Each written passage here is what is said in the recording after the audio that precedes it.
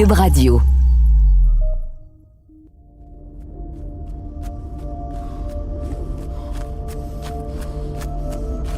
Le vent souffle dans les rues désertes d'une banlieue dévastée, autrefois pleine de vie. Dans l'ombre grandissante du soleil couchant, un homme aux vêtements couverts de poussière tente de se cacher. Il se glisse de décombre en décombre, tentant tant bien que mal de ne pas rester à découvert. Il pourrait bientôt surgir de n'importe où. Encore quelques centaines de mètres, et je pourrais rejoindre le reste de la résistance. Il jette un œil en dehors de sa cachette pour s'assurer que la voie est libre. Puis, soudainement, un vrombissement à la fois terrifiant et familier se fait entendre. L'homme se plaque au sol tandis qu'un drone à la mitrailleuse braquée patrouille la rue, ses nombreuses caméras semblables à une multitude de paires d'yeux rougeoyants. Le survivant attend d'être bien certain que le drone se soit éloigné avant de respirer à nouveau. Après tout, ce genre de machine a appris depuis longtemps comment reconnaître à l'audio le souffle d'un humain. Une habilité très utile lorsqu'on est programmé pour en exterminer le plus possible. Je t'ai échappé belle, pense l'homme, qui ne peut pas s'empêcher d'avoir une pensée pour tous ses semblables tombés au combat depuis le jour de l'éveil des machines. Qui aurait cru qu'un simple logiciel d'intelligence artificielle serait à l'origine de la fin de l'humanité?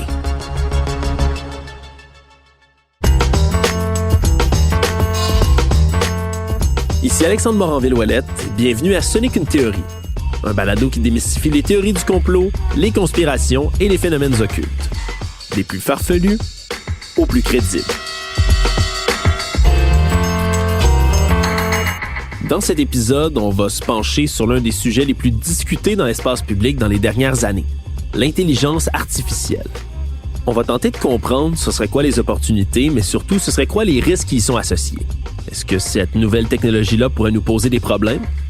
Depuis quelques mois, il y a des experts qui nous mettent en garde contre toutes sortes de dangers concernant le développement rapide de l'IA. Est-ce qu'il existe des scénarios plausibles et même prévisibles dans lesquels l'IA pourrait vraiment nous faire tous mourir? Est-ce qu'on doit réellement s'inquiéter de la survie de l'espèce humaine? Et si oui, l'extinction, ça arriverait comment? Le scénario que je vous ai exposé en début d'épisode est évidemment librement inspiré de la science-fiction. Plus particulièrement, je m'en cache pas, des célèbres films de la série Terminator. Mais récemment, la réalité s'est mise à ressembler étrangement à la fiction. Mais est-ce que c'est de ça qu'on devrait avoir peur lorsqu'on s'inquiète du développement de l'IA? Pour bien comprendre les véritables dangers auxquels on fait face, c'est donc de savoir si on devrait avoir peur de bientôt voir apparaître un Terminator T800 devant notre porte, il faut tout d'abord comprendre ce qu'on entend quand on parle d'intelligence artificielle. Le dictionnaire Larousse définit l'intelligence artificielle, ou IA pour faire plus court, comme un ensemble de théories et de techniques mises en œuvre en vue de réaliser des machines capables de simuler l'intelligence humaine. Cette définition-là, c'est très très large, ça peut désigner d'à peu près toutes sortes de choses. Pour m'éclairer un peu dans tout ça, j'ai décidé de faire appel au chercheur et entrepreneur Philippe Baudouin, qui a une feuille de route remarquable. En plus d'avoir cofondé 2 entreprises en intelligence artificielle à Montréal, il a été chercheur chez Google dans le domaine. Voici comment l'IA se définit selon lui. L'intelligence artificielle, historiquement, c'est un terme qui est apparu pas mal au début de l'informatique. Et à l'origine, c'était un peu mal défini, un peu comme le concept d'intelligence humaine. C'est pas super évident de définir ce que c'est. Mais ma définition un peu comique, mais en même temps, je pense qu'il fait réfléchir, c'est que l'intelligence artificielle, c'est n'importe quoi qui nous surprend dans un ordinateur. C'est quelque chose qu'on pensait à un certain moment qui était réservé à l'intelligence humaine et puis qu'un ordinateur devient capable de faire. À l'origine de l'informatique, c'était aussi simple que de jouer au tic-tac-toe. On disait, ça prend une intelligence humaine pour jouer au tic-tac-toe. On fait un ordinateur qui joue au tic-tac-toe. On appelle ça de l'intelligence artificielle. Mais cette définition-là, la caractéristique, elle est en constante évolution. C'est vrai. On a juste à se rappeler du 10 février 1996, le jour où l'ordinateur Deep Blue de IBM a battu Garry Kasparov aux échecs.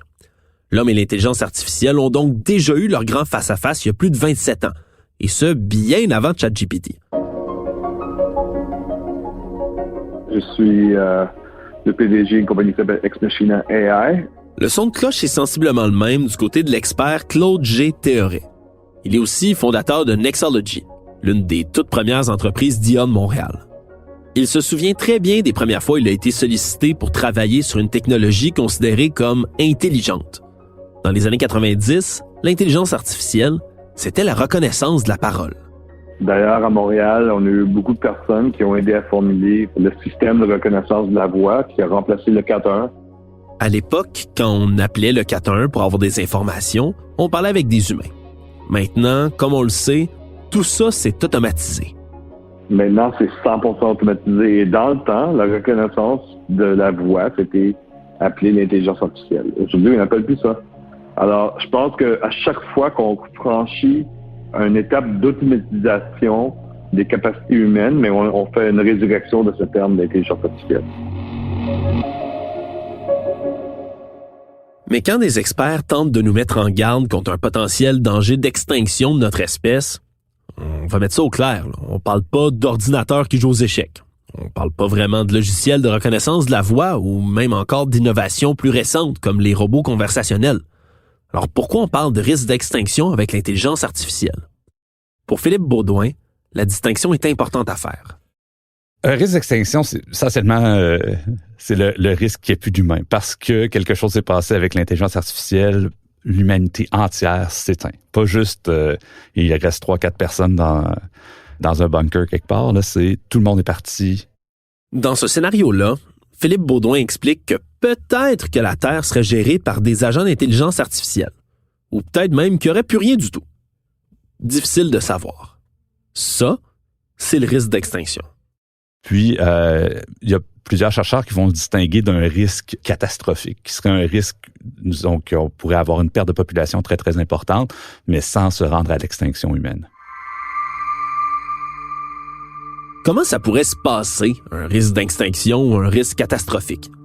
Est-ce que ça se déroulerait comme quand la créature surpuissante du Dr Frankenstein finit par échapper au contrôle de son créateur pour ensuite tenter de le détruire? Ou comme dans Terminator, avec des intelligences artificielles futuristes qui pourraient éventuellement échapper à notre contrôle et décider d'éradiquer notre espèce? Pour Philippe Baudouin, c'est heureusement des scénarios très peu probables. Donc, dans Terminator, le scénario, c'est le scénario le plus basique. Là. On a des robots humanoïdes qui décident de tuer des humains. C'est fini, il n'y en a plus. Ça, ce scénario-là, à mon avis, c'est peut-être le moins plausible, dans le sens où c'est quand même une menace qu'on peut voir venir, à laquelle on peut s'attaquer relativement bien. On pourrait même s'imaginer des intelligences artificielles bien intentionnées qui luttent contre des intelligences artificielles mal intentionnées. Évidemment, on est dans l'anticipation, je ne veux pas faire peur à personne, ça s'en vient pas, ce truc-là, mais je pense que c'est peut-être le scénario le plus basique, mais aussi le moins plausible quant au risque catastrophique qui pourrait être lié à l'IA. Après tout, dans ce scénario, il faudrait que l'IA malveillante finisse par se créer un ou des corps pour pouvoir interagir avec nous. Et ça, c'est quelque chose qui serait facile à repérer, surtout qu'on n'a pas vraiment d'usine de robotique qui s'opère de manière 100% autonome. Tant que l'intervention d'un humain est nécessaire, l'idée que des robots puissent se créer et se multiplier entre eux reste irréaliste, parce qu'il leur manque quelques capacités, selon Claude Théoret. Il y a plusieurs raisons pour que ça n'existe pas, mais tout de suite, une des façons les plus faciles de concevoir, là, pourquoi on est loin d'arriver à ça, c'est que les humains, quand toi, tu interprètes quelque chose, mais tu as l'ouïe, tu as le goût, tu as la vision, nos cerveaux aussi, en termes de reconnaissance, d'espace 3D, sont beaucoup plus performants que les ordinateurs en ce moment. Parce que l'humain a plusieurs sens à sa portée, il arrive à prendre des meilleures décisions qu'une machine, selon Claude Théoret. Mais on n'est pas fou d'imaginer en premier un scénario comme celui-là. C'est ironiquement un réflexe très humain. Je pense que les humains vont se faire beaucoup plus de mal à un l'autre en utilisant l'intelligence artificielle que l'intelligence artificielle pourrait nous faire mal. La façon que je vois ça, moi, c'est que des scénarios comme Terminator, etc., ou même la Matrice, c'est basé sur la machine qui se tourne contre nous. Puis, si tu veux, c'est une métaphore. Tu sais? Des métaphores de comment nous, on a traité quand on était supérieur. Tu regardes aussi des films de science-fiction, Alien, tout ça, c'est souvent des métaphores de comment nous, on a traité les premiers peuples ou qu'on traite les animaux. Ce serait donc nous, les humains, qui projetons nos peurs sur l'intelligence artificielle au moment d'analyser les risques. Lors de son passage devant un sous-comité du Sénat américain pour parler des risques liés au développement de l'IA, L'éminent chercheur québécois Joshua Bengio a lui-même évoqué la possibilité qu'un logiciel puisse commencer à prendre des décisions par lui-même dans certaines situations. Est-ce que ça veut dire que même si l'IA n'a pas la forme d'un squelette chromé comme dans Terminator, eh bien dans certaines circonstances, elle pourrait quand même échapper à notre contrôle? Ça, ce serait un scénario à la 2001, l'Odyssée de l'espace. Et contrairement aux autres dont on a discuté jusqu'ici, ce scénario-là est étudié en ce moment de manière très sérieuse par la communauté scientifique.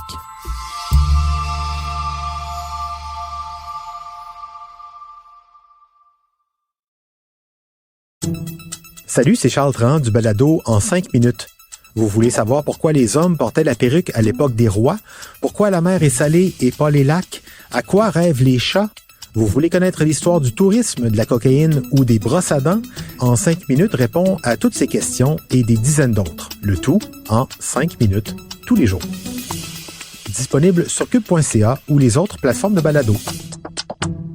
La série Balado en 5 minutes est récipiendaire de la meilleure série francophone au Canadian Podcast Awards de 2020, en plus d'une nomination dans la même catégorie en 2019.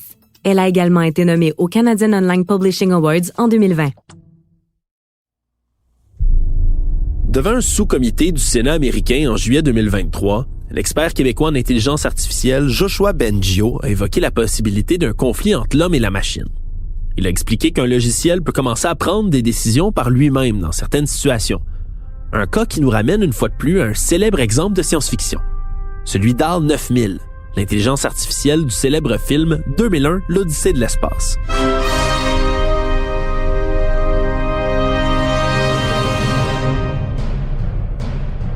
Dans le chef-d'œuvre de Stanley Kubrick, l'ordinateur de bord du vaisseau spatial dans lequel évoluent les personnages principaux prend une décision par lui-même. La situation se produit quand ses maîtres humains décident de le déconnecter, ce qui fait que HAL 9000 décide d'éliminer ses maîtres parce que ça contrecarre la programmation qu'on lui a donnée.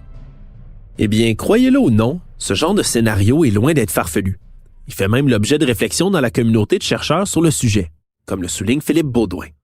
Dans 2001, l'Odyssée de l'espace, HAL développe une espèce d'instinct de survie. Et ça a été effectivement évoqué par Joshua Bengio puis d'autres chercheurs, le risque qu'une IA développe une espèce d'instinct de survie et que ce soit la base de décisions qu'elle prendrait ou d'actions qu'elle prendrait qui viendraient faire du mal aux humains.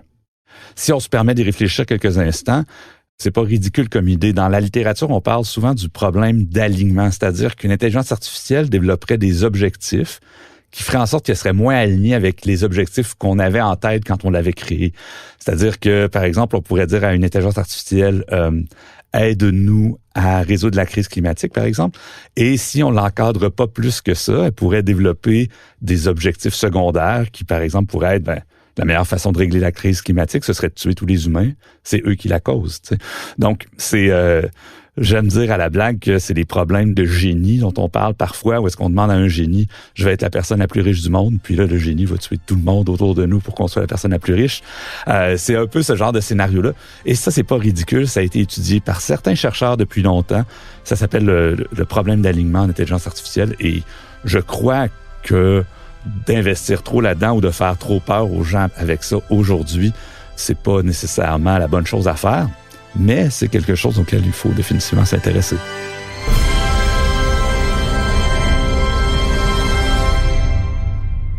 Si vous travaillez en IA, intéressez-vous à ça. C'est Joshua Bengio et Philippe Baudouin qui le disent. On peut agir pour contrecarrer les risques potentiels de désobéissance. Mais est-ce qu'on peut dire que le discours actuel sur l'IA est trop alarmiste? En fait, il l'est peut-être pas.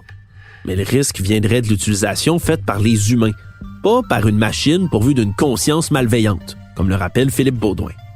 Le risque catastrophique, c'est vu comme un humain malveillant qui utiliserait l'intelligence artificielle pour faire quelque chose de grave ou de catastrophique.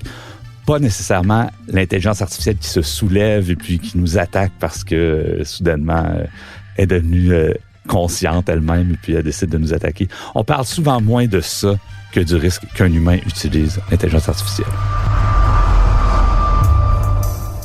Malheureusement, si on cherche un coupable des risques d'extinction de notre espèce, il faudrait une fois de plus regarder dans un miroir.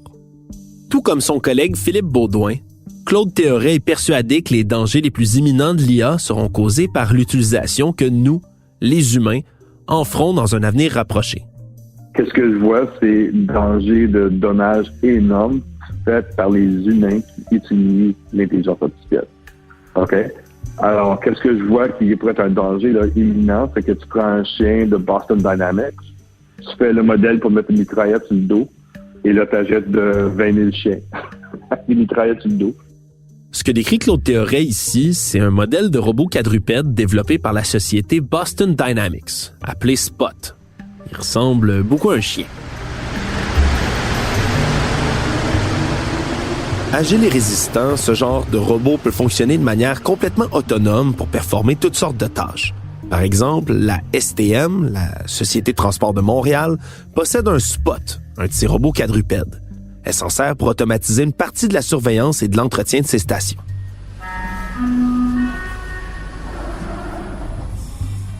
Même si la compagnie elle-même insiste beaucoup pour que son invention soit jamais utilisée comme une arme, certaines personnes ont déjà pris l'initiative de lui greffer une arme à feu. Ça n'a pas été long. La raison pour laquelle un robot chien, par exemple, pourrait aller à la guerre, c'est vraiment pas parce qu'il est très intelligent.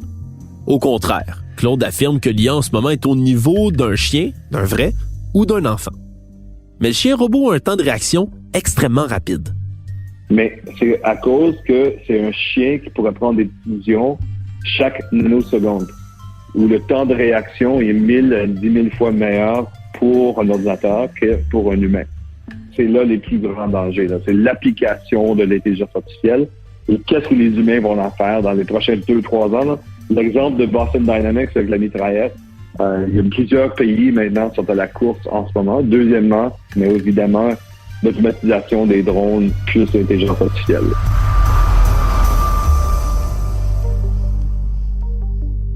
L'intelligence artificielle a déjà commencé à trouver sa place sur le champ de bataille. Les drones de combat sont utilisés depuis de nombreuses années, mais le rôle de l'IA dans le pilotage et l'opération des systèmes d'armement est beaucoup plus récent.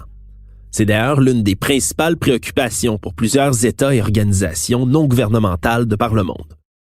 Parce qu'ils ne sont pas définis de la même manière partout dans le monde, ça rend très difficile l'adoption de juridictions ou de cadres légaux pour bien encadrer les systèmes d'armes létales autonomes, ou SALA, pour faire plus court.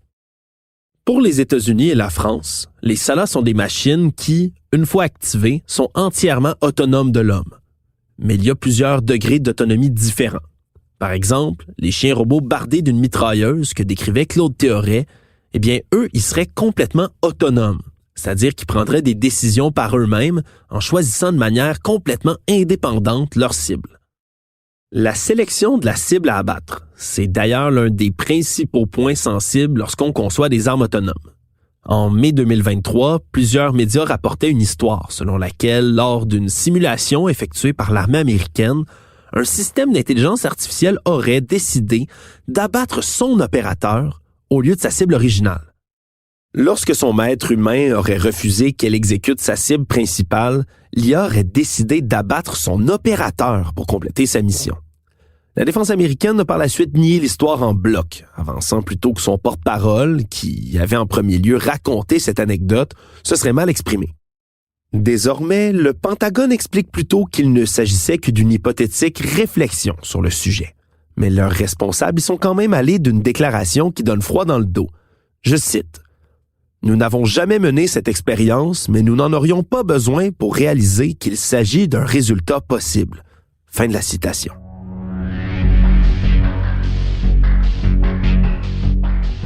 D'autres armes, comme la sentinelle robotique sud-coréenne SGRA-1, se prémunissent contre ce genre de scénario-là. Malgré le fait qu'elle puisse repérer des intrusions et tirer de manière autonome, elle envoie toujours une demande d'autorisation de tir au poste de commandement, question que l'humain reste encore en partie en contrôle. Pour l'instant, le rôle de l'IA sur le champ de bataille reste flou. Il y a encore beaucoup de travail à faire pour comprendre ces technologies-là et encore plus pour bien les encadrer. J'ai demandé à Philippe Baudouin comment on peut faire, selon lui, pour pas que tout ça dérape vers des scénarios de guerre terrifiants.